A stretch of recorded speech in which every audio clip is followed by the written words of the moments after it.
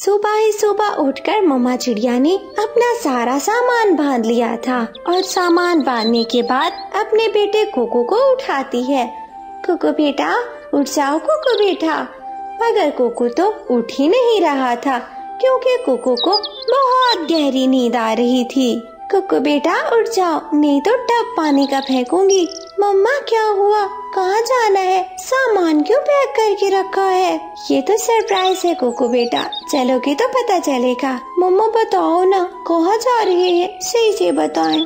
Cocoa बेटा हम आपके मामा जी के घर जा रहे हैं। आपको पता है ना आपके मामा जी बहुत बड़े अफसर हैं दूसरे जंगल में। मम्मा क्या हम अमीर वाले मामू के घर जा रहे हैं? हाँ बेटा आपके मामा जी बहुत अमीर हैं, वो बहुत बड़े अफसर हैं। जब आप पढ़ लिख जाओगे तो आपके मामा जी आपकी भी नौकरी लगवा देंगे।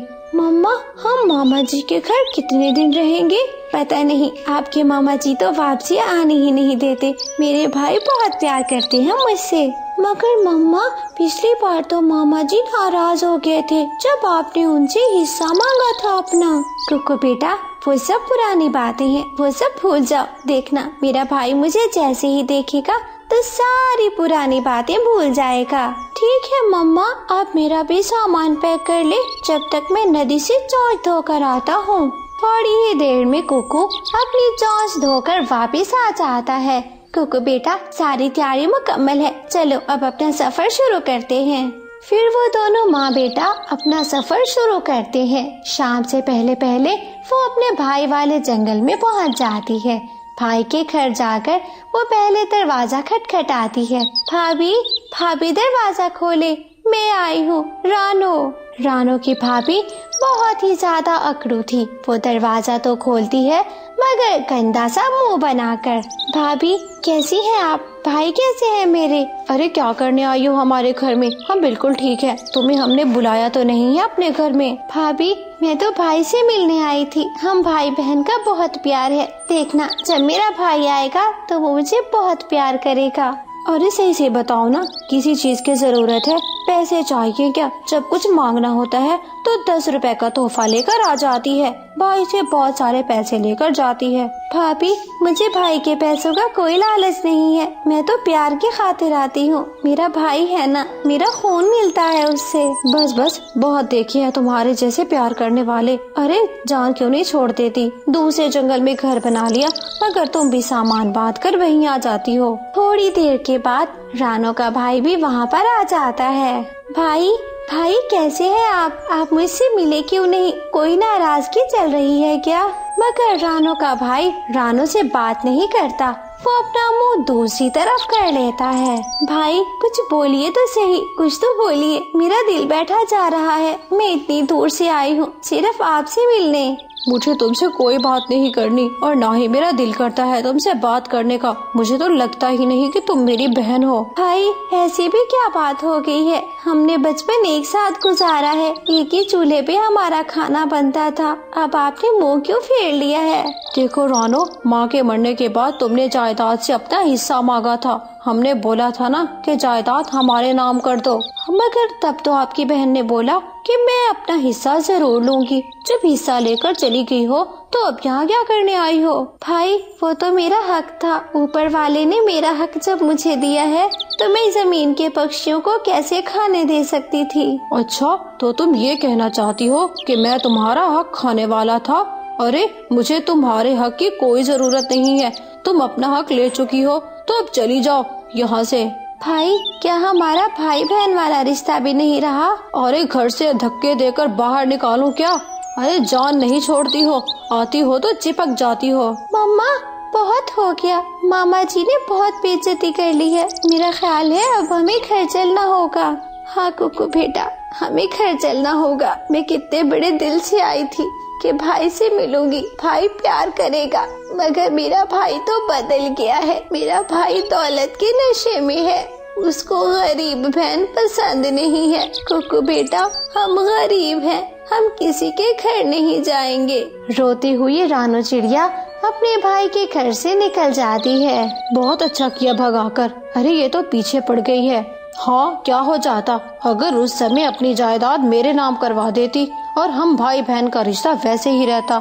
अपनी जायदाद ले गई तो वापसी में मिलने का नाटक कर। रात में रानो चिड़िया अपने घर वाले जंगल पहुंच जाती है।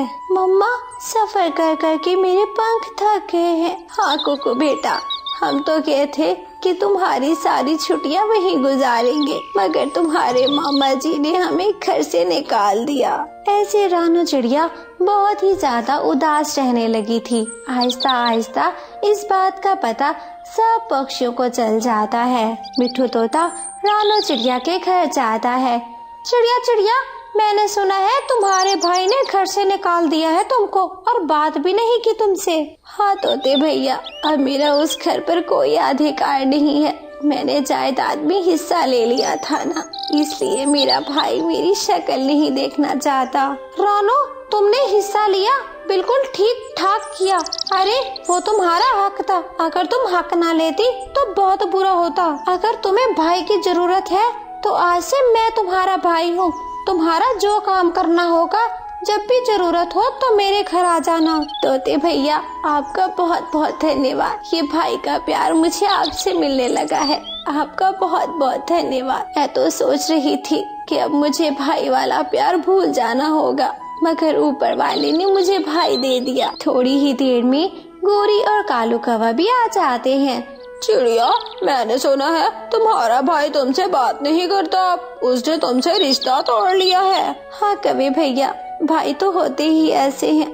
मेरा सगा भाई है, खून का रिश्ता है, मगर उसको मेरी कोई परवाह नहीं है। रानो, तुम परेशान क्यों होती हो? आज से कालू तुम्हारा भाई है, गोरी तुम्हारी भाभी है। जब भी किसी चीज की जरूरत हो तो हमें बोल देना, परेशानी वाली कोई बात नहीं है। गोरी बहन, आपका बहुत बहुत धन्यवाद। आपने मुझे भाई और भाभी का प्यार दिया। मेरे जंगल के सभी पक्षी बहुत अच्छे हैं। कुकू बेटा, बड़ों की बातों में नहीं बैठते। जाओ देखो, बाहर जग्गू खेल रहा है, तुम भी जग्गू के साथ खेलो। जग्गू तुम्हारा भाई है। गोरी आंटी, क्या मैं आपको मामी कह सकता हूँ और कालू अंकल को मामा कह सकता हूँ? हाँ हाँ कुकू बेटा, मुझे आज से कालू मामा बुलाया करो, इसको गोरी मामी कहा करो। हम तुम्हारे मामा जी हैं, मामा जी। मामा जी, क्या कल आप मेरे लिए खिलौने लाएंगे? हाँ हाँ, कल मैं जग्गू और तुम्हारे लिए बहुत बड़ी खिलौना गाड़ी लेकर आऊंगा, उससे खेलना तुम लोग। जग्गू घर से बाहर निकल जाता है। कुकू घर से बाहर निकल जाता है और वो जग्गू के साथ खेलना शुरू हो जाता है। देखा कुकू बेटा, अगर मेरे साथ मेरे खून के रिश्तों ने वफा नहीं की तो ऊपर वाले ने मुझे कितने रिश्ते दे दिए। जंगल के सभी पक्षी मेरे भाई और भाभी बन गए हैं। हाँ मम्मा, आप ऐसे परेशान हो रही थी। अगर ऊपर वाला एक रिश्ता लेता है तो 100 रिश्ते देता है और पूरा जंगल हमारा रिश्तेदार बन गया है। मगर कुकू बेटा, आपने किसी से भी खून का रिश्ता हो, दोस्ती का रिश्ता हो, नहीं तोड़ना। रिश्ते जब टूटते हैं तो फिर मिलते नहीं हैं। ऐसे जंगल के सभी पक्षी रानो चिड़िया का बहुत ख्याल किया करते थे। किसी ने रानो को बहन बना लिया तो किसी ने रानो को अपनी माँ बना लिया। कालू कौवे की नई नई शादी हुई थी। कालू कौवे के परिवार में उसकी पत्नी गोरी और उसकी माँ भी थी। रोज सुबह ही सुबह कालू कौवा दाना ढूंढने के लिए घर से निकल जाता था। गोरी और उसकी सास घर में अकेली होती थी। गोरी बेटी, मैं अपनी सहेलियों से मिलने जा रही हूँ। ऐसा करो, तुम रसोई के बर्तन धो लेना और घर का झाड़ू भी लगा देना। अच्छा ठीक है सासू माँ, मैं कर दूंगी सारा काम, तुम बेफिक्र हो जाओ। गोरी की सास अपनी सहेलियों से मिलने के लिए घर से निकल जाती है और गोरी वहीं बैठी रहती है। गंदी बूढ़ी कहीं की मुझसे काम करवाती है। आने दो कालू को, अभी बताती हूँ। रसोई के बर्तन तू धोएगी या मैं? और झाड़ू मैं क्यों लगाऊं? मैं तो सोऊंगी घोंसले में, मुझे तो आराम करना बहुत अच्छा लगता है। ऐसा कहकर गोरी अपने घोंसले में लेट जाती है। थोड़ी देर के बाद जब कालू की माँ घर वापस आती है तो गोरी को सोया हुआ देखकर बहुत गुस्सा होती है। बहू, अरे ओ बहू, तू लेट गई? अरे मैंने तुम्हें काम करने को कहा था, घर के सभी काम ऐसे पड़े हैं, उठो और कोई काम कर लो। गुस्से में गोरी कभी उठती है। जी, क्या मसला है तुझे? मैं सो रही हूँ तो मुझे सोने नहीं दे सकती? आज आने दो कालू को, सब बताती हूँ कि तुम्हारी माँ मुझसे काम करवाती है। अरे बहू, काम भी तो तुमने करना है, मुझे बूढ़ी हड्डियों में इतनी जान कहाँ। अरे बहू लाई हूँ घर संभालने के लिए। बहू घर नहीं संभालेगी तो क्या होगा? जो भी हो, कालू हमें काम वाली रख कर देगा तो ठीक, नहीं तो मैं काम नहीं करूँगी। देख लेना, मैं तो ऐसे सोई रहूंगी। ऐसा कहकर गोरी कौवी फिर से सो जाती है। शाम में कालू कौवा वापस आ जाता है। अरे गोरी, कुछ लाओ खाने को, मुझे बहुत भूख लगी है। कालू पति जी, खाना तो माँ ने बनाना था, मैंने सुबह का बना लिया था, अपनी माँ से मांगो खाना। कालू बेटा, ना सुबह के बर्तन धुले हैं और ना ही घर का झाड़ू दिया है तुम्हारी बीवी ने। अब मैं क्या करूँ? मुझे बूढ़ी हड्डियों में जान नहीं कि मैं अब काम कर सकूं। गोरी, ये मैं क्या सुन रहा हूँ? मेरी बूढ़ी माँ काम नहीं करेगी, काम करेगी तो तू करेगी। कालू, मुझे पत्नी बना कर लाए हो या फिर नौकरानी? एक बात तुम ये सही सही बता दो। अरे शादी इसलिए की जाती है कि पत्नी घर संभाले। अगर तू घर नहीं संभालेगी तो मैं तुझे ताजमहल थोड़ी ना बनवा कर दूंगा। और अगर मैं घर का काम संभाल लूंगी फिर कौन सा तू मुझे ताजमहल बनवा कर देगा? चल हट, सोने दे मुझे। ऐसा कहकर गोरी कौवी लेट जाती है। उस रात सभी भूखे सोते हैं क्योंकि खाना किसी ने नहीं बनाया था।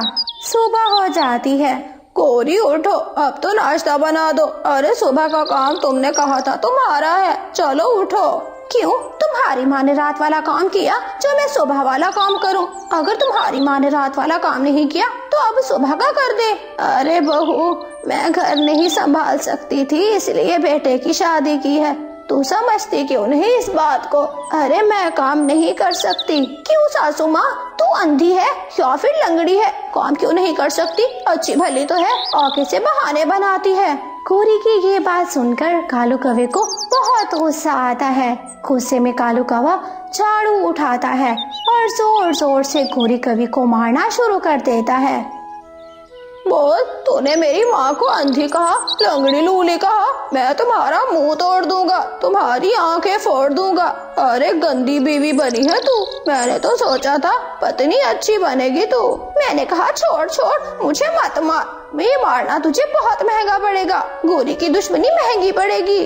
गुस्से में कालू कौवा घर से निकल जाता है। गोरी की सास गोरी पर हंस रही थी।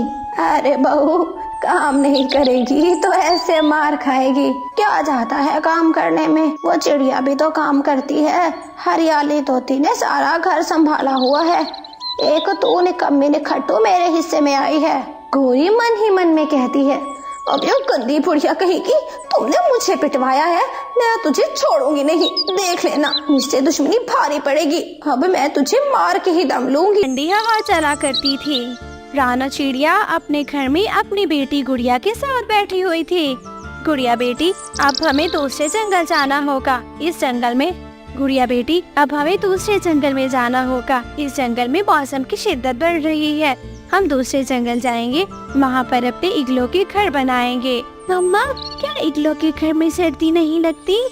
गुड़िया बेटी, बर्फबारी के मौसम में इग्लो के घर बहुत अच्छे रहते हैं। वहाँ पर बहुत मजबूत घर बनते हैं इग्लो के। मम्मा, तो क्या हम दोनों अकेले जाएंगी? नहीं गुड़िया बेटी, मैं जा रही हूँ। दूसरे पक्षी भी हमारे साथ जाएंगे, मैं उनको बता कर आती हूँ। ऐसा कहकर रानो चिड़िया अपने घर से चली जाती है। वो सीधा मिट्ठू तोते के घर जाती है।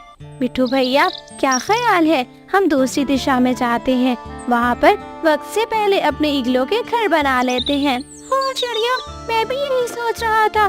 पिछली बार हम लेट हो गए थे, जिसके कारण मेरा बच्चा मर गया था। अब हम जल्दी जाएंगे।